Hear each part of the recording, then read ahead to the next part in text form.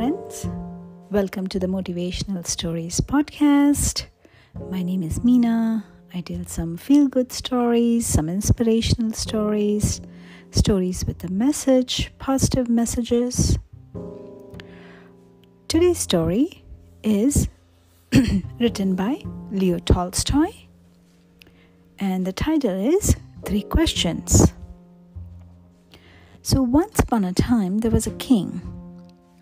And once it occurred to him that if he always knew the right time to begin everything, if he knew who were the right people to listen to and whom to avoid, and above all, if he always knew what was the most important thing to do, he would never fail at anything in his life or anything that he undertake. So as this occurred to him, he thought, what is the best way to get the answers to these questions? So next day, he sent an announcement in his kingdom that whoever can give him the correct answer for all these 3 questions, he would reward him, the person, generously. As everybody heard, many scholars came from far away, even from other kingdoms, because they all wanted the reward. They all came. But for each question, they all answered differently. Some said, you have to be very punctual. Some said, you have to be very organized. You have to have a calendar for everything that you're going to do and must strictly follow it. Some said it was impossible for a man to decide correctly the right time for every actions. For some other questions, people even said that only magicians are the ones who know what is the right time to do and when to do it. So one must consult the magicians.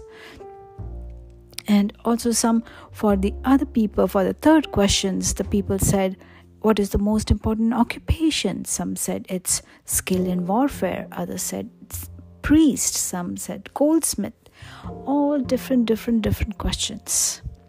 The king was very disappointed because he knew in his heart that those were not the right answers.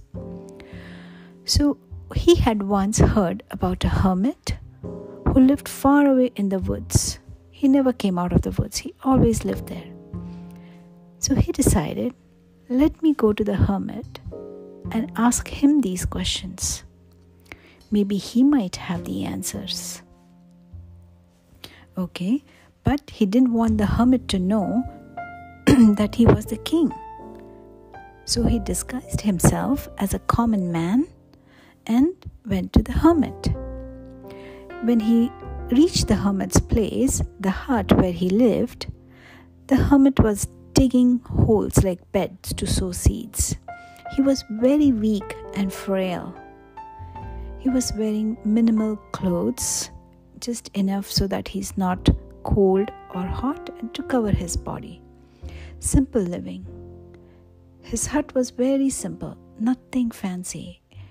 Inside it had a simple bed, or rather not even a bed, like a platform thing on which a cemented platform kind of thing, where there was a bed sheet and a small pillow.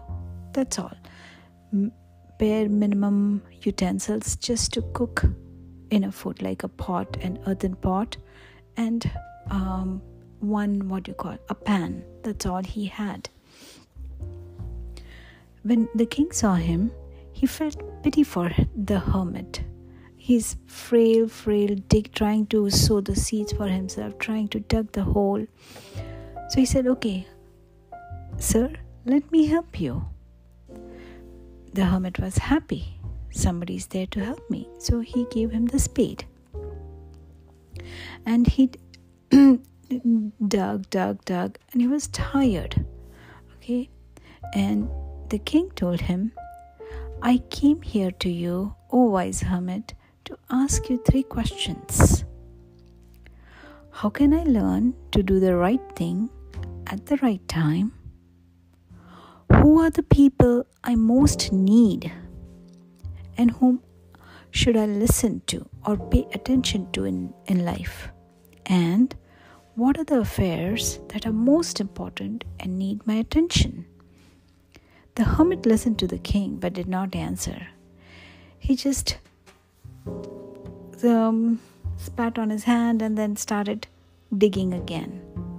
So when the king had dug the 2 beds after helping the hermit, the king stopped and said, "Ask his question again." But the hermit gave no answer. But he stood up and stretched out his hand for the spade and said, "Now rest for a while. Let me work a bit." But the king did not give him the spade and continued to dig. 1 hour passed, 2 hours passed. The sun began to go down, and then and the king at last stuck the spade into the ground and said, "I came here for my answers. If you cannot give me answers, or if you don't have any answers for me, I can go back home." "Here comes someone running," said the hermit. "Let's see who it is." The king turned around and saw a bearded man come running out of the woods. The man had his hands pressed against his stomach and the blood was flowing from that. So when he reached the king, he fainted on the ground. Okay? The king and the hermit unfastened the man's clothing. There was a large wound in his stomach. The king kept on washing the wound, covering it up tightly with bandage and his kerchief and towels. But the wound wouldn't stop, but the blood wouldn't stop flowing. So the king kept on doing changing the bandage and all.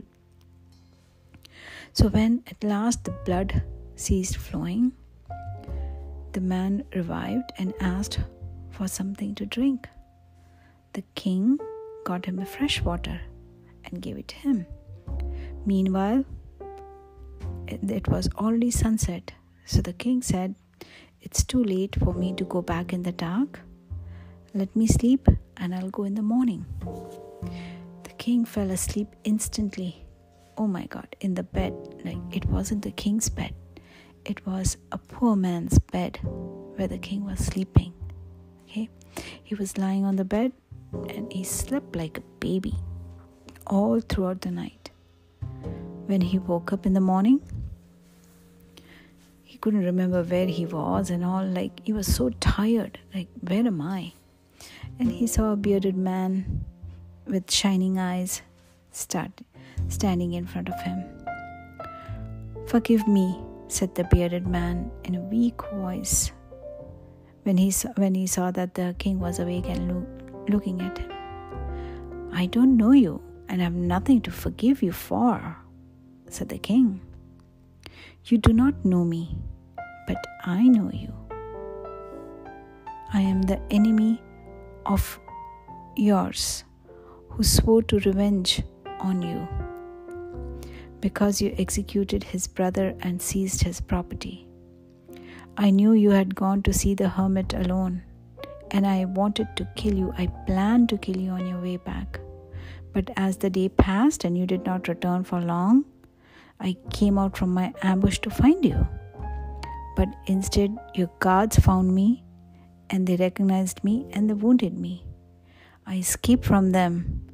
I could have bled to death, but you saved my life.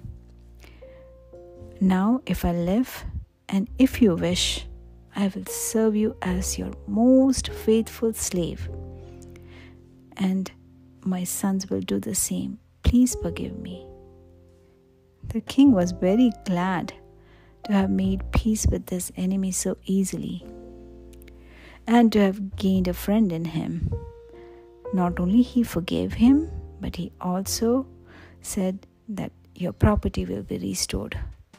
And in fact, the king said sorry, and the wounded man left. The king went out on the porch and looked around for the hermit.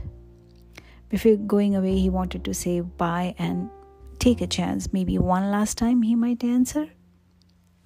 So the king approached him and said, for the last time, I pray to you, O wise man, answer my question. The hermit said, You have already been answered. The king looked at him. He was like, How? What do you mean by I've already been answered? He said, Do you not see? If you had not pitied my weakness yesterday and had not dug those beds for me and had gone your way, the man would have attacked you and you would have repented for not having stayed with me. So, the most important time was when you were digging the beds, and I was the most important man. And to do good to me was your most important business.